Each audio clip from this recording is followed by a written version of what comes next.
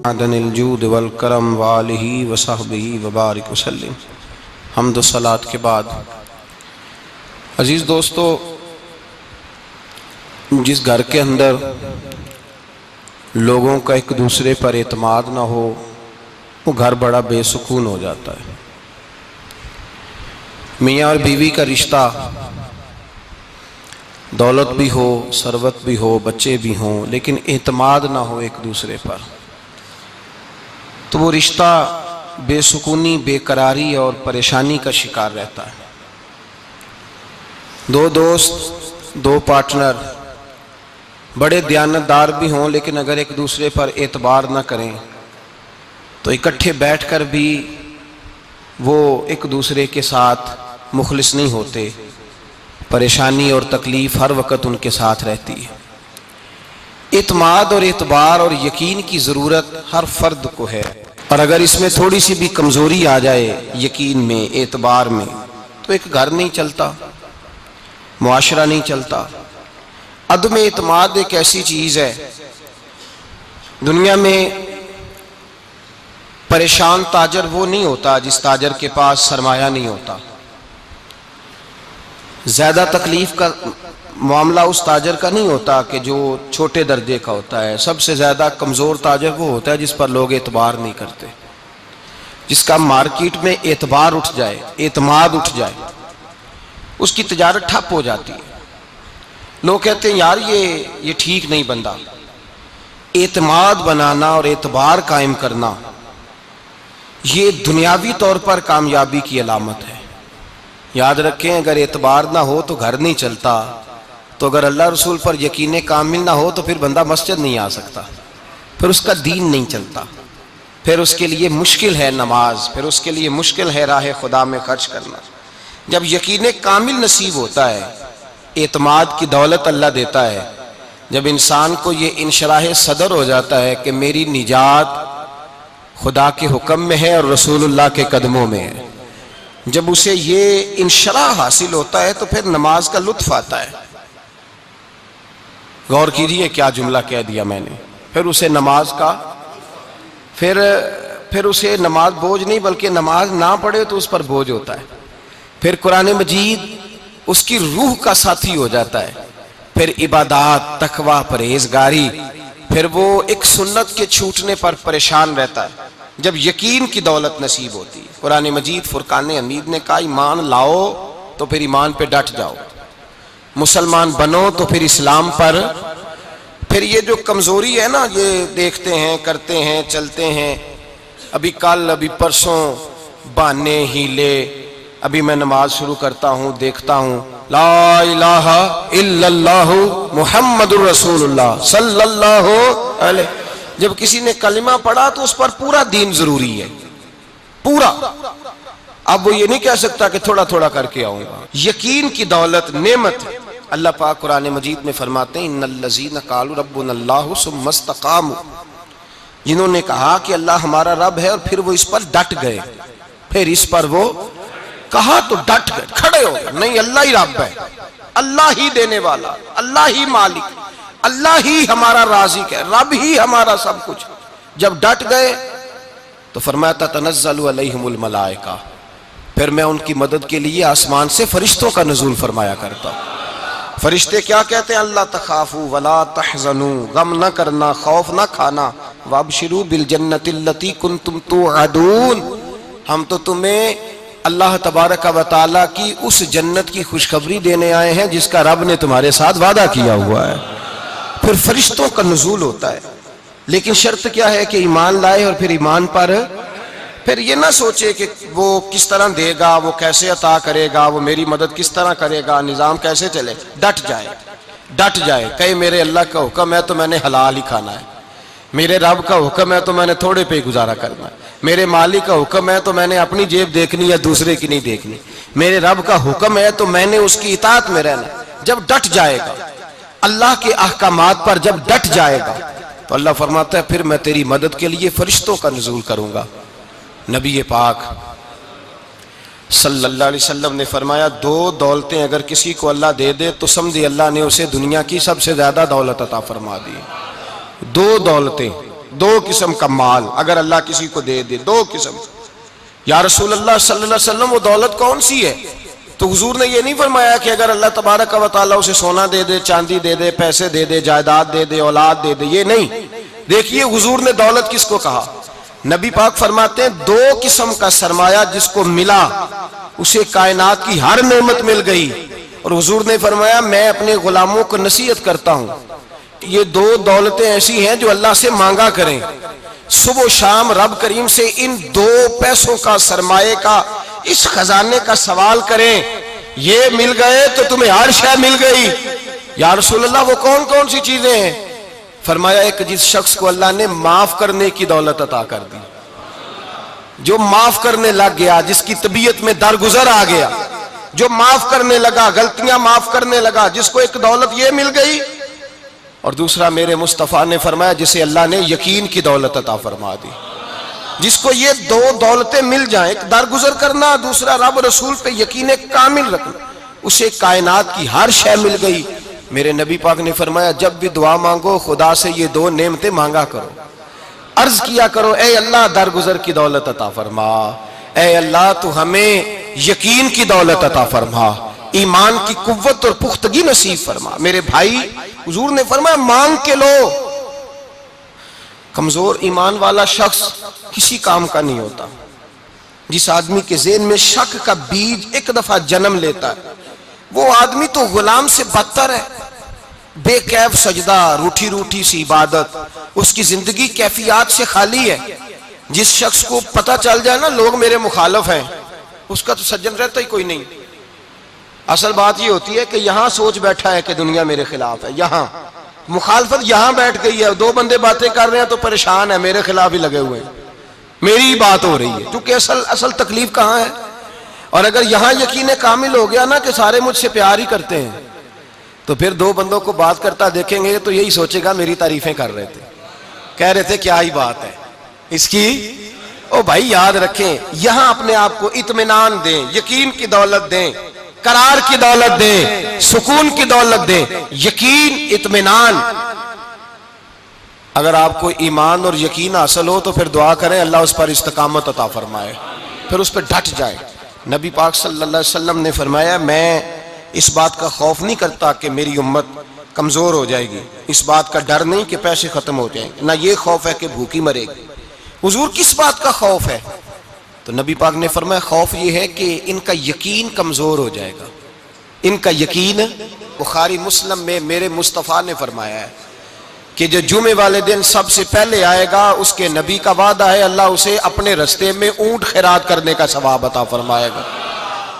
यह है हुजूर की जुबान पर एतबार, यह है अल्लाह के वादे पर एतबार, अल्लाह के वादे पर एतबार।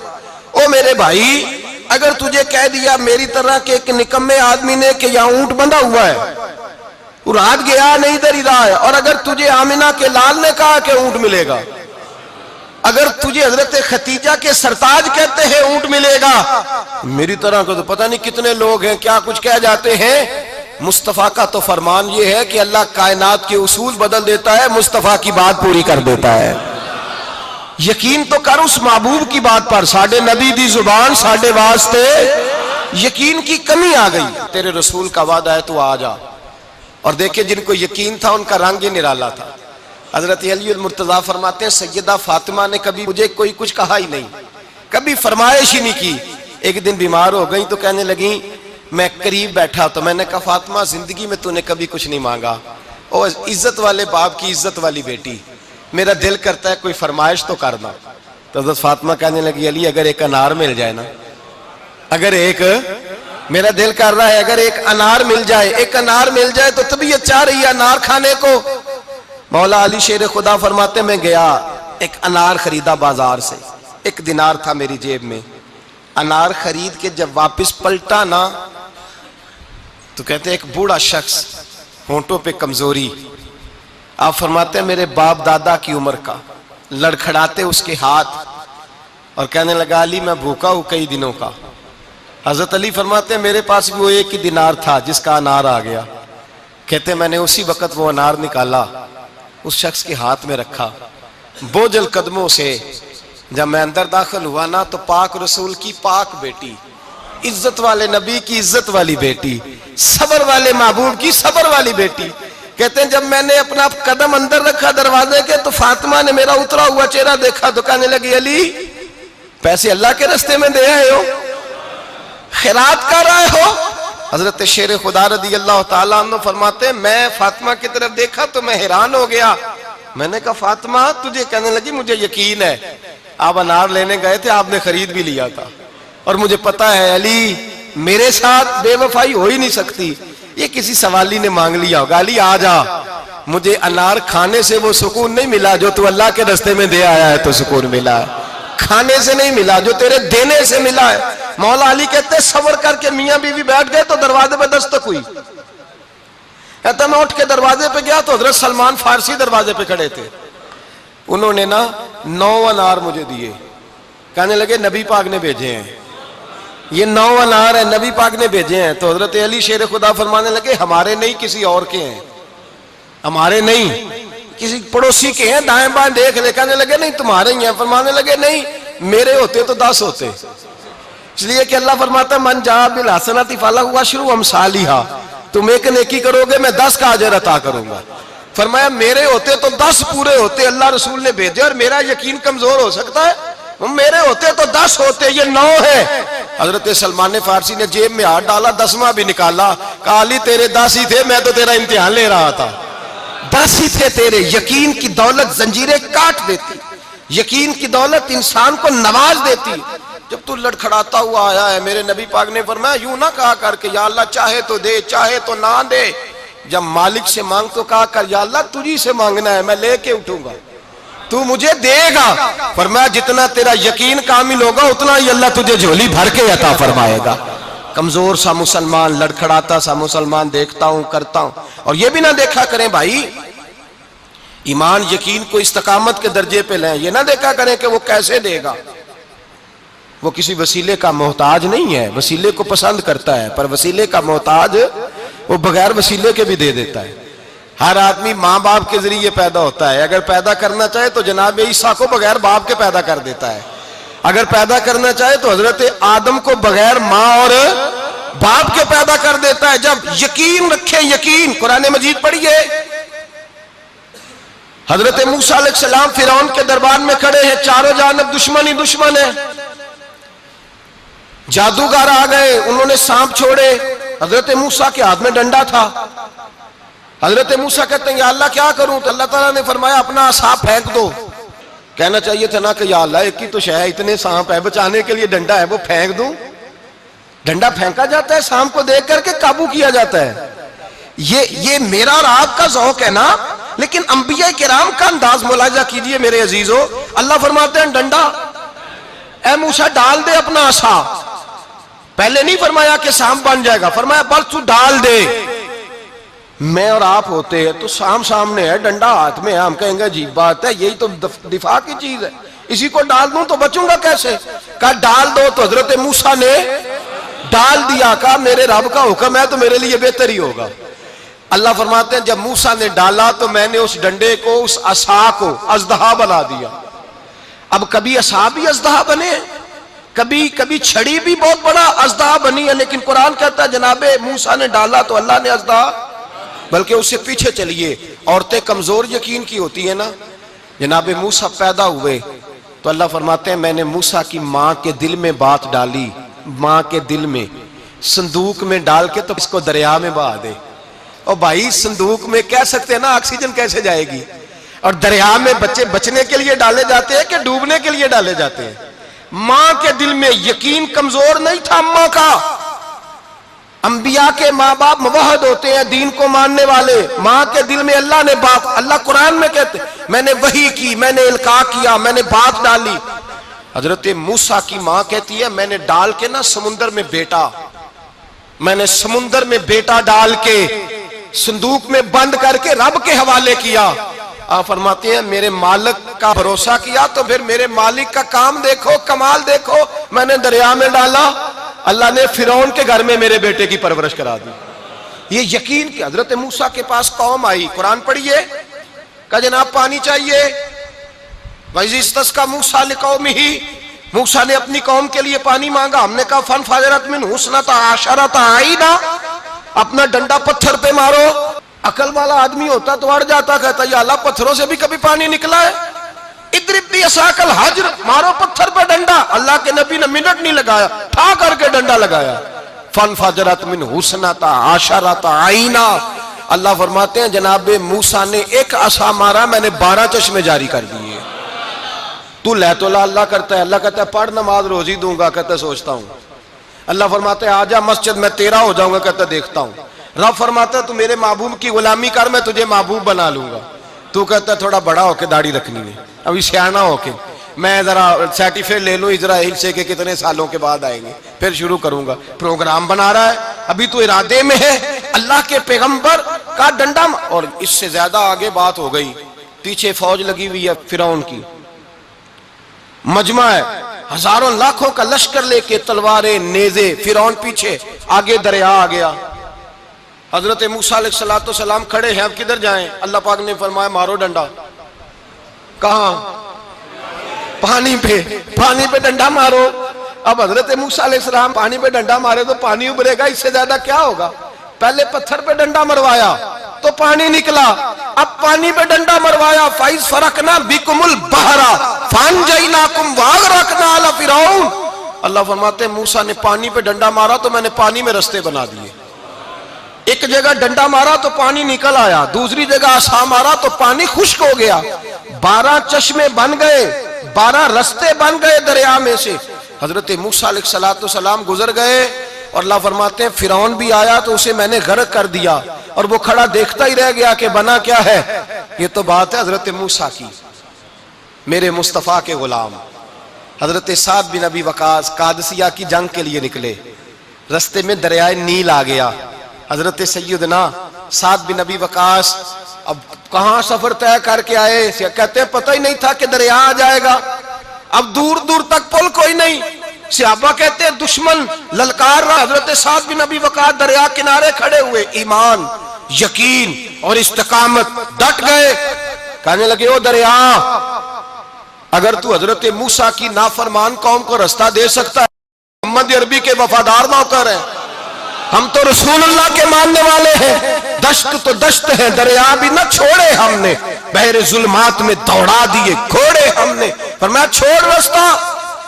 सहाबा कहते हैं उस वक्त हमने नारे लगाए जब दरिया ने रास्ता ही छोड़ दिया। कहते हैं फिर अल्लाह रसूल पर हम जिक्र करने लगे, दरूद पढ़ने लगे, दरिया से रास्ते बन गए। फरमाते 10,000 का लश्कर गुजर गया। उस पार जब गया ना तो हजरत साद बिन अबी वकास ने फिर मजमे पे नजर डाली, फरमाया किसी की कुछ है तो नहीं रह गई पानी में, कोई दरिया में चीज तो नहीं रह गई। एक सहाबी कहने लगे मेरा मिट्टी का प्याला रह गया है। यार जरा देखिए अंदाज देखिए, मिट्टी का प्याला, और यार छोड़ परा, मिट्टी का प्याला क्या होता है? अब तो मिट्टी के प्याले की बात करेगा, छोड़ दे, क्या करता है? उसने कहा प्याला मेरा रह गया है। तो हजरत साद बिन अबी वकास कहने लगे क्यों हमारा प्याला रह जाए, हम रसूलुल्लाह के नौकर हैं। ईमान यकीन और इस्तिकामत की दौलत। फिर दरिया की तरफ देखा, कहने लगे चल यार हमारा प्याला भी वापस कर दे। सहाबा कहते हैं दरिया की लहर आई और प्याला भी वापस कर गई। और मेरे भाई जब ईमान की दौलत, यकीन की दौलत, एतमाद की दौलत, जो बाबा कहता है ना कि माज अल्लाह ताला उल्लू का खून ले आओ और शेर की खलड़ी ले आओ, मैं काला पीला नीला जादू करूंगा, उस पर लोग दौड़ के जाते हैं, 50-60 हजार रुपया भी दे आते दौड़ के। और अगर कहा जाए कि मस्जिद आओ 4 रकात नमाज पढ़ो, हाजिरी दो मस्जिद की, तो कहते हैं मार्फत वाले हैं, मार्फत वाले नमाजें नहीं पढ़ते। वो कौन सी मार्फत है? यहां अल्लाह की बारगाह में झुकने का, चूंकि ये लेट है ना, ये पता नहीं जन्नत में जाके मिलेगा कब मिलेगा, माज अल्लाह।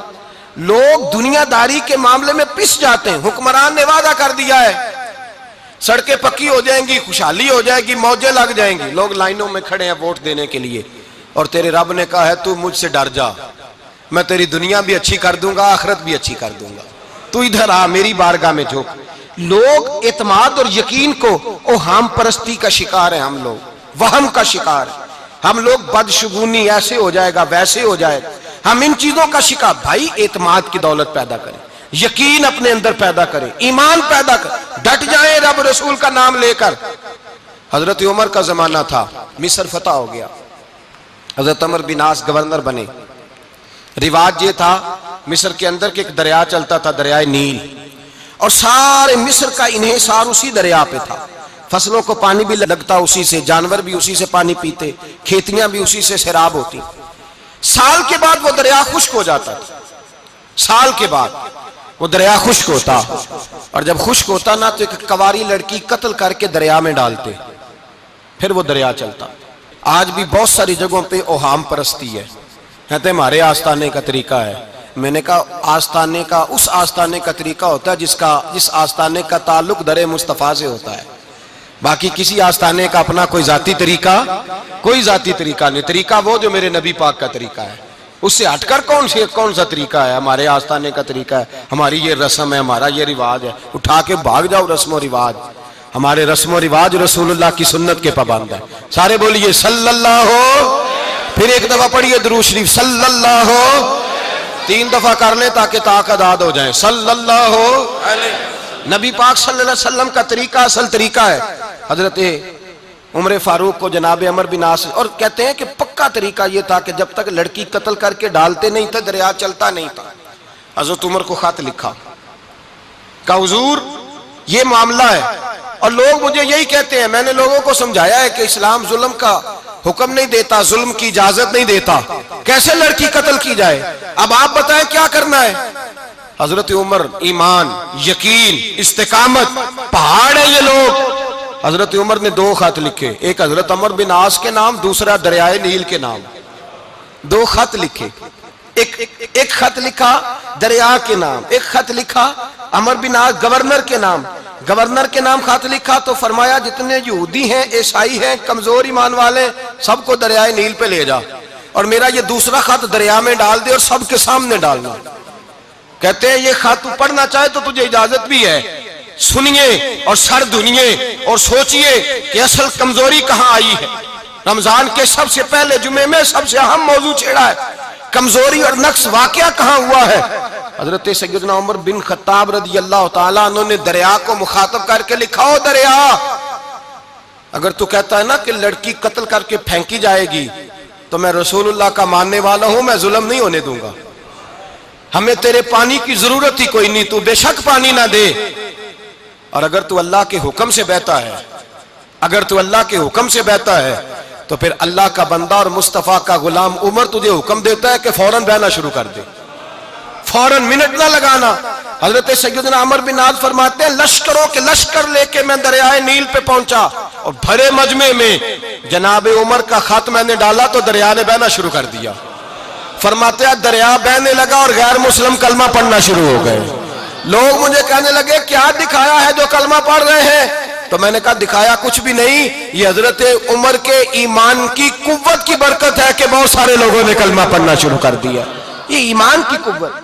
डरा हुआ मुसलमान, सहमा हुआ मुसलमान, ये कभी अमेरिका के पीछे भागता है, कभी यूरोप के पीछे भागता है, कभी उधर जाता है, कभी इधर जाता है। अपनी दुनिया आप पैदा कर, अगर जिंदों में है, सिर्रे आदम है, जमीरे कुन फिका है जिंदगी। जब ईमान की ताकत पैदा होती है, जब कुव्वत पैदा होती है, फिर इंसान के इखलाक समझ जाते हैं, फिर उसका नजरिया सीधा अल्लाह रसूल की जात पर जाके खड़ा होता है। जिन्हें आजमाया गया था हजरत अबू बसीर रज़ी अल्लाह ताला, हमें तो थोड़ा सा झटका लग जाए ना मजहब का, थोड़ा सा लोग दीन की तरफ आते हैं तो इसमें ना थोड़ी तकलीफ है।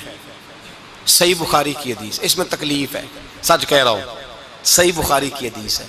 एक सहाबी ने कहा था हुजूर मैं आपसे प्यार करता हूं। नबी पाक ने फरमाया अच्छी तरह सोच ले। सोने नहीं प्यार है, फरमाया चल फिर सोच ले। हुजूर बड़ा प्यार, मैं सोच ले। कहा महबूबा बड़ा प्यार है, तो नबी पाक ने फरमाया फिर तैयारी कर ले।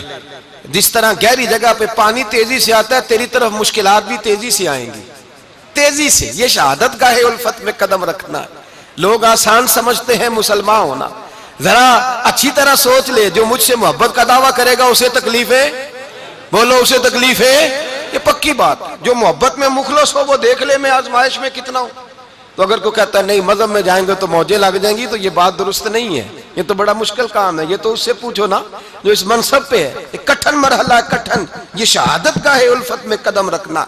लोग आसान समझते हैं मुसलमान होना, रोता है फलक बरसों, फिर जाके ये हालात दुरुस्त होते हैं। तो भाई याद रखें और समझें, हजरत अबू बसीर रज़ी अल्लाह ताला अन्हु, नबी पाक सल्लल्लाहु अलैहि वसल्लम ने ना तय कर लिया कुफार के साथ, हुदैबिया की जंग हुई तो फरमाया अगर कोई मुसलमान मक्के चला जाएगा तो काफिर कहने लगे हम वापस नहीं करेंगे, और अगर कोई कलमा पढ़ने वाला सताया हुआ मुसलमान मदीने आएगा तो मुसलमानों को वापस करना पड़ेगा।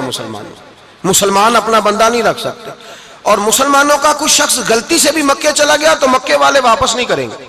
हजरत अबू बसीर रदी अल्लाह ताला अन्हु सहाबी थे, बाप ने, भाई ने, महल्ले वालों ने कैद किया हुआ था कलमा पढ़ने की वजह से, पैरों में जंजीरें थी, बेड़ियां थी, किसी तरीके से जेल तोड़ के दौड़े, मदीने पहुंचे। कहते हैं रास्ते में किसी आदमी के साथ घोड़े पे कुछ देर बैठा, फिर पैदल चला। सहाबा कहते इतना दर्दनाक मंजर बड़ा कम हमने देखा। अबू बसीर जिस गली से गुजरते वहां खून फैल जाता, उनकी टांगे खून से कटती, वो जंजीरें बंधी हुई, दरे रसूल पे, हुजूर मैं भाग के आया हूं। कहते अभी नबी पाक सल्लल्लाहु अलैहि वसल्लम उनकी बात सुन ही रहे थे कि पीछे से कुरैश के 2 सिपाही भी आ गए। कहने लगे ये भाग के आया है और आपका वादा था कि आप वापस करेंगे। चश्मे ज़दन में जरा सोचना, चश्मे ज़दन में थोड़ी देर के लिए गौर करना कि हमें हमारा उस्ताद, हमारा पीर धुतकार दे के जा, दौड़ जा, तो कहते हैं बिस्मिल्लाह जनाब ये जा रहे हैं। ईमान की पुख्तगी देखें, उसने तो हमें निकाल ही दिया जी, वो कैसा बंदा है। यहां तो किसी के यहां कोई फातिहा पढ़ने ना जाए तो लोग बिगड़ जाते हैं। कहते हैं उसने सलाम नहीं ली, फातिहा नहीं पढ़ी, बस खत्म, उसको एहसास ही नहीं। हजरत सैयदना अबू बसीर सामने खड़े, सामने 2 सिपाही आ गए। जरा देखिए ईमान की पुख्तगी, ईमान, यकीन और इस्तिकामत। इमाम बहकी ने दलाइल के अंदर लिखा है, फरमाते हैं नबी करीम सल्लल्लाहु अलैहि वसल्लम ने उनकी तरफ देखा तो हुजूर की मुकद्दस आंखें आंसुओं से भर गईं। हुजूर ने फरमाया अबू बसीर तेरी तकलीफ मुझे नजर आ रही है, पर मैंने वादा किया हुआ है, मैंने वादा। भाई यहां डट के रहना बड़ा मुश्किल है, यहां कायम रहना बड़ा कठिन मरहला है। यहां आजमाइश के मौके पर दीन पर उन्होंने तो रखा ही नहीं, लोग ताने देते हैं, बातें करते हैं, रखा ही नहीं, तू फिर उनका बनता है। हुजूर ने फरमाया तुझे जाना पड़ेगा। सहाबा कहते हैं पूरे मदीने में ऐसे था जैसे शोक का समा हो। जब वो 2 सिपाही हजरत अबू बसीर को पकड़ के ले जा रहे थे तो वो पलट पलट के पीछे देखते थे, पलट पलट, पैरों में खून है, आंखें आंसुओं से भरी हुई। फरमाते हैं जब वो पलट रहे थे तो मदीने की गलियां भी रो रही थी। मेरे नबी पाक जब वो आंखों से ओझल हो गए तो हुजूर बैठ गए जमीन पे। नबी पाक ने रोना शुरू कर दिया। फरमाया अल्लाह तूने इस शख्स की मदद फरमानी है, इस पर करम करना है, अल्लाह इसका ख्याल फरमाना। उसके लिए दुआ की, हुजूर रोए। हजरत अबू बसीर बाहर निकले तो वो जो काफर थे ना, वो कहने लगे तू बड़ा बनता था उनका, उन्होंने तो तुझे रखा नहीं, तुझे रखा भी नहीं। तो हजरत अबू बसीर ने थप्पड़ मारा मुंह पे, कहने लगे मैं वो नहीं जो थोड़ी सी बात से बदल जाऊं, ईमान, यकीन और इस्तिकामत की दौलत मिली हुई है। आप फरमाने लगे मेरा तो ईमान और पुख्ता हो गया है कि मेरा नबी अपने वादों का बड़ा पाबंद है, मेरा रसूल अपने वादों का बड़ा पाबंद है। हजरत अबू बसीर कहते हैं मदीने की सरहद गुजर गई तो मैंने खींची तलवार, उनमें से एक सिपाही, अब आओ मेरे मुकाबले में जिसने आना है। एक को मारा, दूसरा भाग गया। फरमाते अब मैं मक्के जा नहीं सकता था, जाऊंगा तो वो ज्यादा मारेंगे। मदीने हुजूर ने कबूल ना फरमाया। फरमाते एक जंगल में जाके अल ईस नाम की एक बस्ती थी, वहां डेरा लगा लिया, दरिया के किनारे, पानी पी लेता, पत्ते खा लेता, तन तंदूर हड्डां दा बालन ते असी हावां नाल तपाया, कप कप मुखियां पेड़े कीते ते उत्तों सबर पलेथन लाया, तन दी हांडी ते मन दा सालन उत्ते लून सबर दा पाया।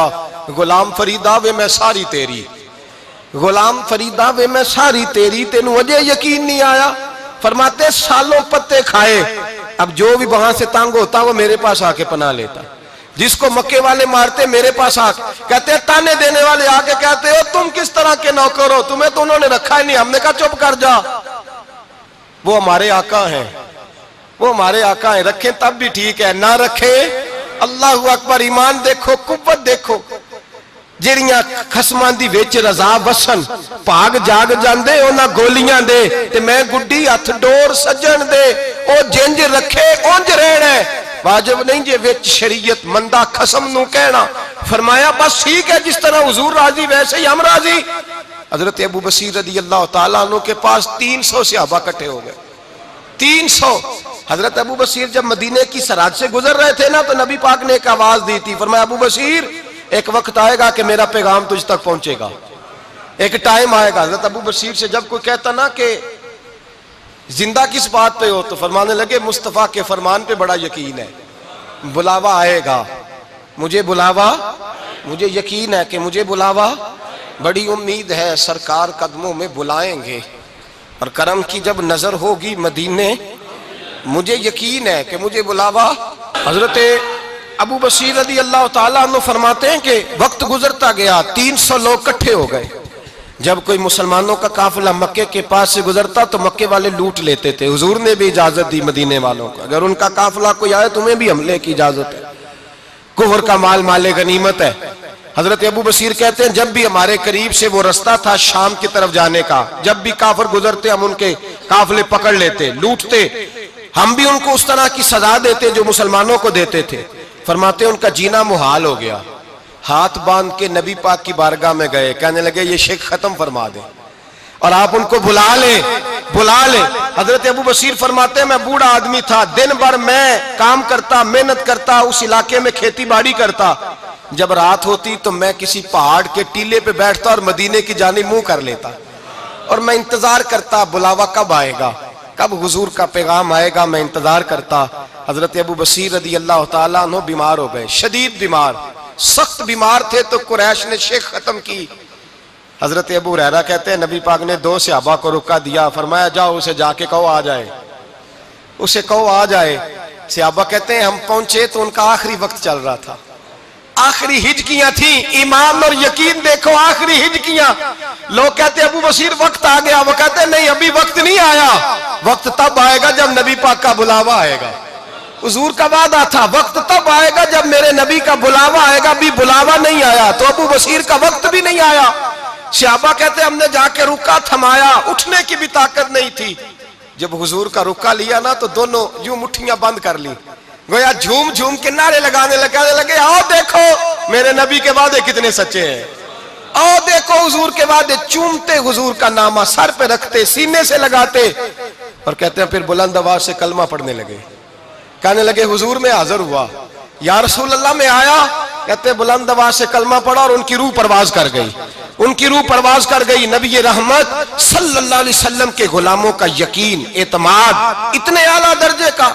कमजोर मुसलमान, दाएं बाएं देखता मुसलमान, कुफर के वादों पर एतबार करता, यहूदी ईसाई और सिख के वादों पर एतबार करता, दुनियादार ठग और चोर के वादों पर एतबार करता, ये रब करीम के वादे पर एतबार नहीं करता, ये अल्लाह रसूल के साथ अपनी तवज्जो को मबजूल नहीं करता। मेरे रसूल करीम सैयद आलम सल्लल्लाहु अलैहि वसल्लम के गुलामों ने एतमाद करके, यकीन करके हमें बतलाया है जब तेरे पास यकीन की दौलत होती है फिर तो दुनिया का ताकतवर आदमी होता है, जब तेरे पास ईमान की कुव्वत होती है तो दुनिया का सबसे मजबूत शख्स होता है। अपने आप को मजबूत करें, अपने अंदर ईमान की तवानाई पैदा करें, ये झूठे वादों पर, झूठी तसल्लियों पे अपने आप को जिंदा ना रखें, ना देखें दाएं बाएं क्या हो रहा है, तवज्जो सीधी अल्लाह रसूल की जानिब रखें, मजबूत ईमान पैदा करें, तगड़ा दानाई वाला। एक हदीस मैंने अल बदाया में पढ़ी और जब रवायत पढ़ी ना तो पढ़ के मैंने किताब बंद कर दी। मैंने कहा बस भाई अब इससे आगे कहां जाना है किसी ने, ये तो हद है, इस उन्वान पर हद है। हजरत अनस बिन मालिक हदीस के रावी, मेरी तरफ देखिएगा, हजरत अनस बिन मालिक हदीस के रावी हैं, तवज्जो करना। कहते हैं एक बीबी हुजूर के पास आई, अपना इलाका छोड़ आई, आके खड़ी हुई तो उसने कहा हुजूर मैं खानदान भी छोड़ आई हूं, ससुराल भी, मेका भी, ननिहाल भी, ददियाल भी, मैं हर एक को छोड़ आई हूं, मैं जायदाद वाली थी वो भी छोड़ आई हूं, माल दौलत भी छोड़, एक मेरा बेटा था जवान वो मैं साथ लाई हूं। सोनिया ये आपकी नौकरी करेगा और मैं हजरत फातिमा की ड्यूटी करूंगी, मैं हजरत आयशा के बर्तन धोया करूंगी, मैं भी नौकरी करूंगी, हाजिर है। फरमाते हैं रसूल पाक ने बच्चा असहाबे सुफा में रख लिया, असहाबे सुफा में, और बीबी को नबी पाक सल्लल्लाहु अलैहि वसल्लम ने औरतों के साथ मुतय्यन किया। हजरत अनस कहते हैं नौजवान बड़ा प्यारा, बड़ा मीठा, बड़ा धीमा, बड़ा वफाशार, वो सबक अच्छी तरह याद करता, वो नमाज दिलचस्पी से पढ़ता, वो हुजूर की बातों को गौर से सुनता, वो रसीला, वो संजीदा, वो कम गो, वो मीठा, वो प्यारा। कहते हैं बड़ी दिलकुशा तबीयत, उसकी मकनातीसी सी शख्सियत, तबीयत खिंची चली जाए उसकी तरफ, बड़ा हसीनो जमील वो नौजवान। उस माँ बेटे के तज़किरे होने लगे कि बड़ी जायदादें छोड़ के आए, बड़े माल वाले, इन्होंने बड़ी कुर्बानी दी है, हर रिश्ता नाता तोड़ के रब रसूल से याराना लगाया है, अल्लाह बड़ा बेनियाज है, वो बच्चा बीमार हो गया, शदीद अलील हुआ। हजरत अनस बिन मालिक फरमाते हम करीब जाके बैठे तीमारदारी करने, तो इतना अलील हुआ कि उसका वजूद कांपने लगा। कहते हैं कुछ ही देर गुजरी तो उसने कलमा पढ़ा, रूह परवाज कर गई, रूह परवाज कर गई। सुनना सुनना, रूह परवाज कर गई। कहते हैं नबी पाक सल्लल्लाहु अलैहि वसल्लम को बुलाया, हुजूर आए तो आंखों में आंसू। नबी पाक सल्लल्लाहु अलैहि वसल्लम ने सर पे हाथ फेरा और पहले हुजूर ने जुमले इरशाद फरमाया तुम गुस्ल दो, कफन दो, मैं खुद इसका जनाजा पढ़ाऊंगा। फिर हुजूर ने फरमाया नहीं, इसे गुस्ल नहीं देना, इरादा बदल गया है, प्रोग्राम तब्दील हो गया, इसे गुस्ल नहीं देना, कफन नहीं देना। हुजूर क्या करें? फरमाया इसकी अम्मा को जाके बताओ। ये नहीं फरमाया बुला के लाओ, अम्मा को जाके बताओ। हजरत अनस कहते हैं मैंने कोई निराला सा रंग देखा, कोई मुनफरद सा अंदाज देखा, हमें भेज दिया अम्मा को बुलाओ, और खुद नबी पाक उस कमरे से निकल गए और हुजूर के आंसू भी एकदम खुश्क हो गए, मिजाज बदल गया, परेशानी बदल। अम्मा को बुलाओ इसकी, पता नहीं इरादा है महबूब क्या है, इरादा है खुदा क्या है। कहते उसकी अम्मा को जाके खबर दी तो माँ को तो बस कोई इतना बता दे कि बेटा साइकिल से गिर गया है, साइकिल से गिर गया है। अम्मा सारी रात सोती नहीं। एक शायर ने कहा था एक मुद्दत हुई मेरी माँ नहीं सोई, मैंने एक रात कहा था मुझे डर लगता है, एक रात कहा था मुझे डर लगता है। ये अपने अपने रंग होते हैं, अपना अपना अंदाज होता है। रमजान शरीफ का महीना आता तो मेरी अम्मा जी कहाँ गरी का तेल मंगाती, चीजें मंगाती, और फिर जबरदस्ती मैं मना करता कि अम्मा जी नहीं, ये आप क्या कर रही, मैं तो तेल वैसे भी जरा कम इस्तेमाल करता हूँ, तो रगड़ रगड़ के, और नहीं नहीं किताबें बड़ी मोटी हैं, फलां चीज बड़ी मोटी, इसका रंग थोड़ा निराला है। और ये जो माँ का रंग है ना, इस जैसा रंग दूसरा मिलता भी कोई नहीं दुनिया में। ये अपनी मिसाल आप ही है। अम्मा को कहा तेरा बेटा, अम्मा जरा दौड़ी, गिरी, फिर उठी, फिर गिरी, फिर उठी, फिर गिरी, रोती हुई आई। कहते हैं पीछे वो रोई, लेकिन जब बेटे की मैयत के करीब आई तो अब नहीं रोई। कहते हैं हमारे चेहरों पे नजर दे डाली और कहने लगी तुम्हारा क्लास फेलो फौत हो गया है, वाकई चला गया है। कहा पर्दा कर, वाकई कहा। कहते अम्मा ना जमीन पे बैठी और पहले उसने बेटे के पैर उठा के चूमे, फिर सीने पे रखे, फिर वहां से उठी और इधर आई, सर सजदे में रखा और दोनों हाथ उठा के कहने लगी ऐ अल्लाह मैं दौलत के लिए ईमान नहीं लाई थी, ऐ अल्लाह मैं जायदादों के लिए कलमा नहीं पढ़ा था, मौला मैं तेरी बारगाह में आई थी तो मैं तेरे और तेरे रसूल को मानकर आई थी। खुदाबंदा मैंने मेके छोड़ दिए, ससुराल छोड़ दिया, ननिहाल छोड़ दिए, ददियाल, वो दुश्मन थे सारे दीन के, छोड़ के आई। मैंने आरजुओं का बड़ा मकान भी छोड़ा। खुदाबंदा बेटे ने जाना था, मुझे शिकवा कोई नहीं, लेकिन खुदाबंदा अब मेरे सारे कहेंगे तो तूने कलमा पढ़ा था तो तेरा बेटा ही चला गया। ऐ अल्लाह की अगर तूने दिले मुस्लिम की दिल जोई नहीं, ताना देंगे बुत के मुस्लिम का खुदा कोई नहीं। ऐ अल्लाह मेरा यकीन कहता है कि अगर तू मारने पे कादर है तो तू जिंदगी देने पे भी कादर है। खुदाबंदा काफिरों को राजी न कर, वो खुश हो जाएंगे, वो मुझ पे ताने कसेंगे, फब्तियां कसेंगे। ऐ अर्श के मालिक रहमत का दरवाजा खोल, मैं तेरे नबी की बारगाह नाज में रहती हूँ, नजर फरमा। हजरत अनस बिन मालिक फरमाते हैं ईमान, यकीन और इस्तकामत के साथ उस बूढ़े ने जब दुआ मांगी तो हमने मस्जिद नबवी के सहन में अजीब नजारा देखा। एक माँ ने दुआ मांगी तो बेटा उठ के बैठ गया। कहते हैं बेटा उठ के बैठ गया, कलमा पढ़ तो वो उठ के बैठा, माँ ने सीने से लगाया और माँ और बेटा नारे लगाने लगे, लोगों सुनो, कुरान भी सच्चा, इस्लाम भी सच्चा, अल्लाह भी सच्चा, ये मस्जिद नबी सच्चों का घर, और सबसे बढ़ के अल्लाह का रसूल सच्चा, अल्लाह के रसूल सच्चे, महबूब सच्चे, मस्जिद में रहने वालों में सबसे बढ़कर सच्चे रसूल कायनात सल्लल्लाहु अलैहि वसल्लम का दीन सच्चा। फरमाते रसूल पाक को खबर दी तो महबूब ने मुस्कुरा के फरमाया मेरे रब की ताकतें बड़ी ज्यादा है, इन्नल्लाह अला कुल्लि शैइन कदीर, अल्लाह की ताकत बड़ी है। ईमान था, यकीन, इस्तकामत, बच्चा उठ के बैठ गया। हजरत अनस कहते हैं वो हुजूर के जमाने में भी हयात रहा, विसाले जाहिरी के बाद हजरत अबू बकर के जमाने में भी मौजूद रहा, उमर के जमाने में भी मौजूद, हजरत उस्मान के जमाने में उसकी माँ का इंतकाल हुआ, उसने अम्मा को दफन किया और माँ के बड़े अरसे के बाद उसने पर्दा किया। जब हम उसकी तरफ देखते थे ना, देखते उसकी तरफ थे पर हमें उसकी अम्मा का ईमान याद आ जाता था, हमें यकीन। ओ भाई, कभी तूने रब करीम की बारगाह में सर सजदे में रख के मांगा ही नहीं, तू कभी आया ही नहीं, वरना उसके दरवाजे से कोई खाली जा सकता, सवाल ही नहीं पैदा होता। कोई खाली जाए, कोई जाता ही नहीं, वो भेजता ही नहीं, उसका अंदाज ही नहीं, उसका ये करीमाना अंदाज ही नहीं, वो भेजता ही नहीं, वो तो नवाज देता है। ईमान, यकीन, इस्तकामत अपना